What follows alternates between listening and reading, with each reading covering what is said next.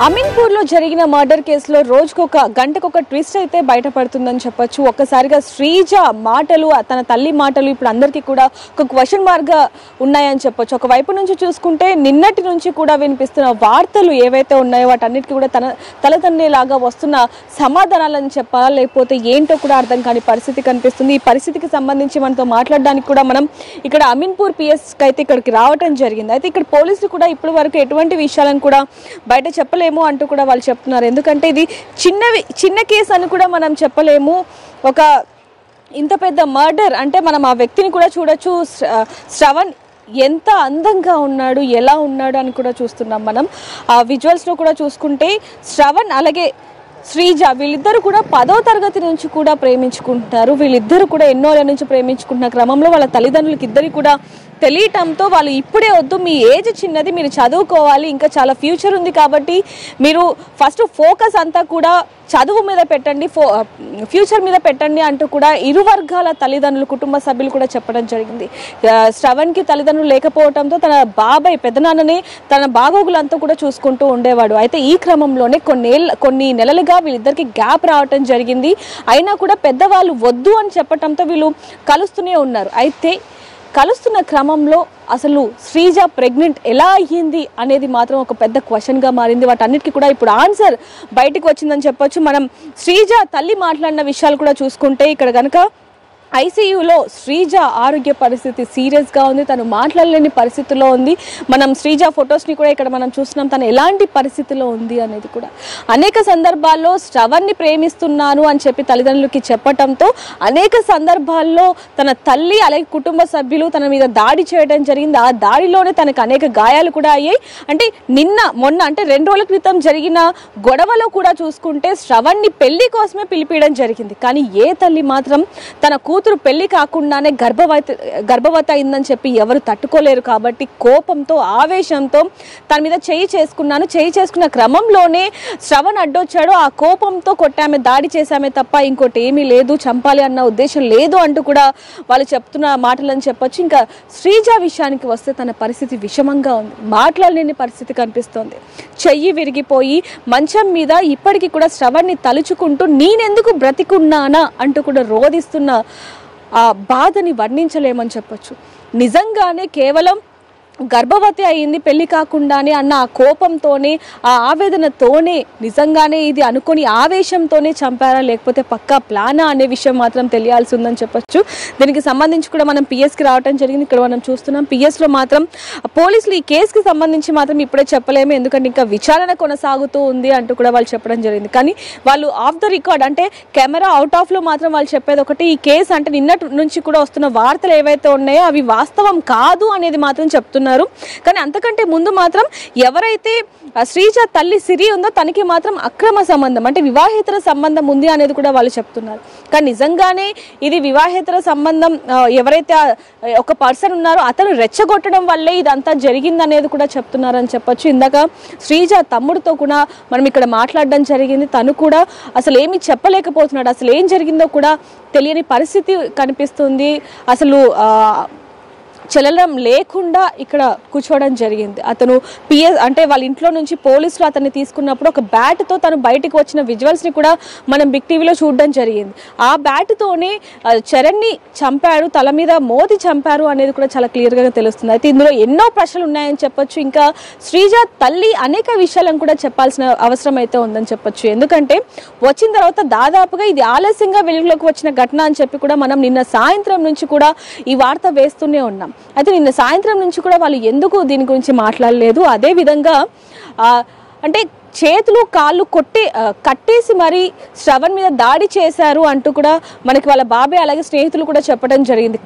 కన్ను మీద అలాగే ఒంటి మీద, కాళ్ళ మీద, మొండ మీద అనేక చోట్ల శరీరంలో గాయాలు ఉన్నాయి, బలమైన గాయాలు ఉన్నాయి. ముఖ్యంగా స్క్రూ డ్రైవర్తోనో దేంతోనో పొడిచిన గాయాలు ఉన్నాయి. కాబట్టి అదంతా కూడా కక్షతోనే, అతన్ని చంపాలి అన్న కక్షతోనే ఇదంతా పిలిచి చేశారే తప్ప అతన్ని పెళ్లి చేయాలన్న ఉద్దేశం అంటే శ్రీతేజకు అలాగే శ్రవణ్కి పెళ్లి చేయాలన్న ఉద్దేశంతో కాదు అంటూ కూడా కుటుంబ సభ్యులు చెప్పడం జరుగుతుంది. కానీ వీటన్నిటికీ సమాధానంగా ఇప్పుడు సిరి అంటే తల్లి మనతో మాట్లాడడం జరిగింది. దాన్ని కూడా మనం చూసాం.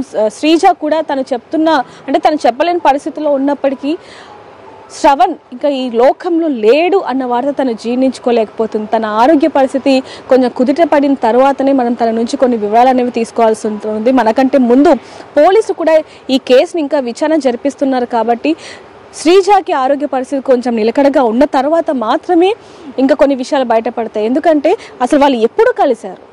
నిన్నటి నుంచి వస్తున్న వార్తల్లో అనేక ప్రశ్నలు ఉన్నాయి. వీళ్ళు సంవత్సరం నుంచి కూడా మాట్లాడుకోవట్లేదు అని, ఇటీవల కాలంలోనే ఫోన్లో మాట్లాడుకుంటున్నారని, ఎప్పుడైతే తను గర్భవతి అని తెలిసిందో అప్పుడే నువ్వు నా వల్ల గర్భవతి అవ్వలేదంటూ ఇలా కొన్ని వార్తలు, మరి ప్రచారాలు అనాలా లేకపోతే ఏంటో తెలియదు కానీ ఈ వార్తలన్నీ వస్తూ ఉన్నాయి. కాబట్టి వీటికన్నిటికీ కూడా సమాధానం ఇప్పుడు శ్రవణ్ బ్రతికి లేడు, ఈ లోకంలో లేడు కాబట్టి చెప్పాల్సిన బాధ్యత మొత్తం కూడా అసలు ఏం జరిగిందని నిజాలు చెప్పే ఈ కోణం మొత్తం కూడా శ్రీజ చేతిలోనే ఉందని చెప్పొచ్చు. ఇప్పుడు తను మాట్లాడలేని పరిస్థితిలో ఉంది కాబట్టి మరి తన ఆరోగ్య పరిస్థితి కొంచెం కుదుట పడిన తరువాత మాత్రమే ఈ నిజాలు కూడా బయటకు వచ్చే అవకాశం ఉంది. ఇంకా తన తల్లి సిరి విషయానికి వస్తే నిన్నటి నుంచి కూడా సిరియే ఇదంతా చేసింది, ఎక్కడే తన కూతురు వెళ్ళిపోయి పెళ్లి చేసుకుంటుందేమో అన్న బాధతో కోపంతో తను వివాహేతర సంబంధం పెట్టుకున్న ఒక వ్యక్తితో ఈ విధంగా చంపించిందనే వార్తలు వస్తున్నాయి. తను పోలీస్ కస్టడీలో ఉంది అంటూ కూడా కొన్ని వార్తలు వస్తున్నాయి. వాటన్నిటికీ కూడా సమాధానం చెప్పే విధంగా ఇప్పుడు తన హాస్పిటల్లోనే మీడియాతోనే మాట్లాడుతూ ఉంది.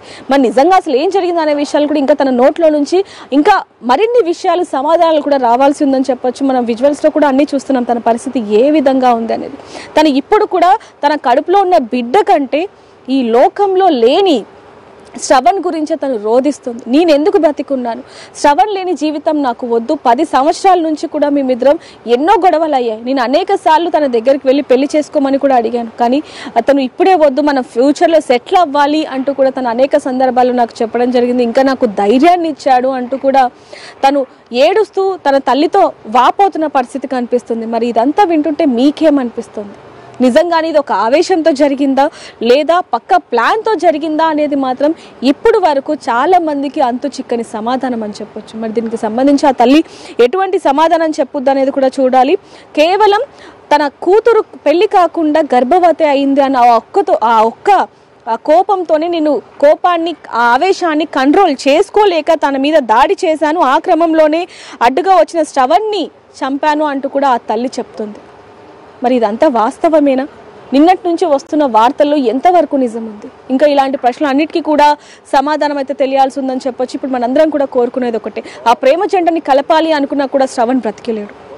వాళ్ళ ప్రేమ ఎన్నో ఏళ్ల నుంచి వస్తున్న ఎన్నో పరిస్థితులని దాటుకొని ఇక్కడ వరకు వచ్చారు. కానీ కేవలం తల్లి ఆవేశమే ఈరోజు శ్రవణ్ని ఇక్కడ నుంచి లేకుండా చేసింది. అదే విధంగా ఇప్పుడు కడుపులో పెరుగుతున్న ఆ బిడ్డకి తండ్రి లేకుండా చేసిందని చెప్పొచ్చు. మరి దీనికి సమాధానం ఎవరు చెప్తారనేది కూడా తెలియాలి. ఈ కేసులో ఎన్నో కోణాలు, ఎన్నో ప్రశ్నలు అయితే ఉన్నాయి. మరి వీటన్నిటికీ కూడా సమాధానం తెలియాలంటే ఒకసారి వాళ్ళతో కూడా ఒకసారి మాట్లాడే ప్రయత్నం చేద్దాం. మరిన్ని వార్తల కోసం చూస్తూనే ఉండండి బిగ్ టీవీ.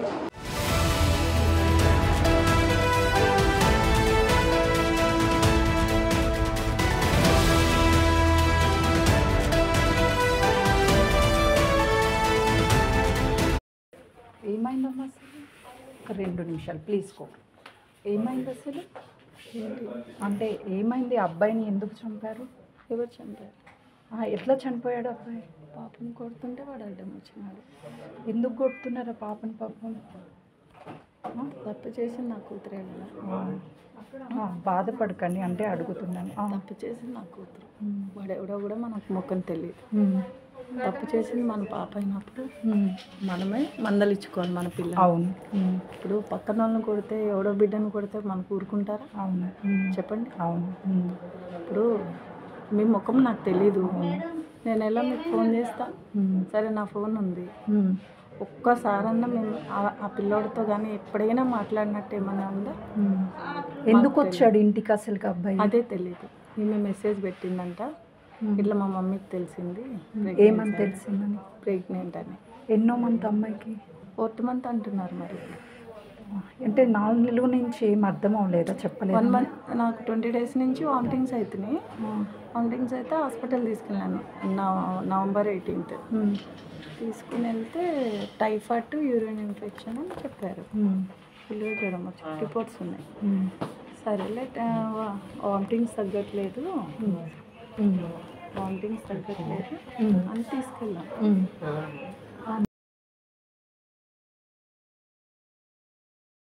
3 days తర్వాత నేను వస్తాను. వచ్చిన తర్వాత పాపది ఏమైంది ఎవరు ఇంతవరకు హాస్పిటల్లో తీసుకోవట్లేదు. ఓకే, అన్నీ ఎదిగిపోయినాయి. ఇప్పుడు వాళ్ళు నిన్నటి నుంచి ఎవ్వరు ఒక్క ట్రీట్మెంట్ కూడా ఇవ్వట్లేదు. ఓకే, అది అలా పడిపోయింది. ఎవరు ఏం చేయట్లేదు. ఏం జరిగింది అనేది అనేది మాట్లాడదాం. ఎలా జరిగిందని చెప్తాను. ఓకే, ఇప్పుడు నేను పిలిపించానని చెప్తున్నాను. అది నాకు అసలు వాడు శ్రావణ్ అనేవాడే. ఇది నేను సెకండ్ టైం చూడటం. Okay, first time 7 months back పాప దగ్గరకు వచ్చాడంట, కాలేజ్ దగ్గరికి. ఆమె ఇంటికి రాలేదు. 4:30 అయిపోతుంది, ఎర్లీ మార్నింగ్. మేము పోలీస్ స్టేషన్కి వెళ్ళాం, మాదాపూర్ పోలీస్ స్టేషన్లో. అక్కడ పాప మిస్ అయిందని ఇచ్చాము. తర్వాత వాళ్ళ పెద్దనాన్న వాళ్ళని పిలిచాము, మాట్లాడాము, వార్నింగ్ ఇచ్చాము. ఓకే, వాడేదో పెద్ద క్యాస్ట్ అది ఇది అని అంటున్నాడు. వాడి క్యాస్ట్తో నాకు పని లేదు.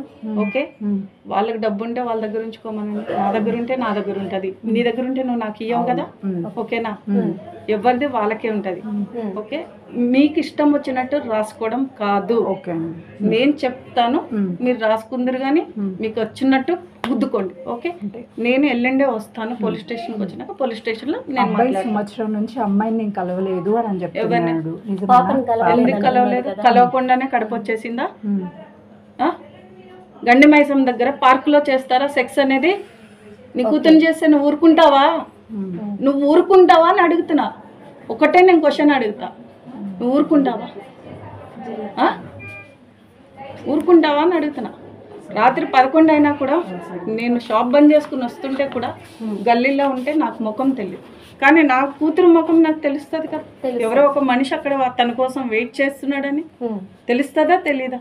ఏంటమ్మా ఎవరు అని అంటే, కాదమ్మా గల్లీలో మనకు ఫ్రెండ్స్ ఉంటారు కదా. అలా అని ఈ అమ్మాయి కవర్ చేసింది. ఎందుకంటే ప్రాబ్లం వాడెవడో కాదు, ప్రాబ్లం నా కూతురు అని నేను అనుకుని నా కూతురుని కొట్టా. ఎవరితోనే నాకు పని లేదు కదా.